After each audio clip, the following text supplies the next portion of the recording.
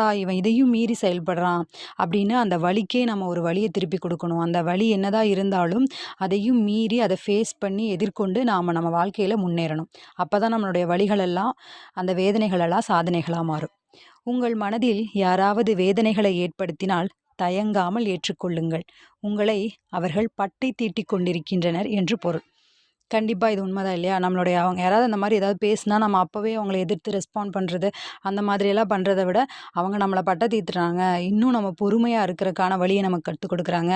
பேசுறவன் அவங்க பாட்டுக்கு பேசிட்டு போட்டும். அவங்க பேசுறது அவங்க வாயால அது அப்படியே போகட்டும். அத நான் ஏத்துக்கல. என்னுடைய காதுல நான் அத எடுத்துக்கல. அந்த பரிசு திருப்பி உங்களுக்கே குடுக்குறேன் அப்படின்ற மாதிரி நம்ம போயிறணும். வலிகளையும் வேதனைகளையும் சந்திப்பதில் ஒரு சுவாரஸ்யத்தை ஏற்படுத்திக் கொள்ளுங்கள். எல்லோருக்கும் வலிகளும் வேதனைகளும் உண்டு. இவைகளை மனதில் போட்டு புதைப்பவர்கள் சாதாரண மனிதர்களாக இருக்கிறார்கள். வேதனைகளும் வலிகளும் ஏற்படுத்திய தாக்கங்களையும் அனுபவ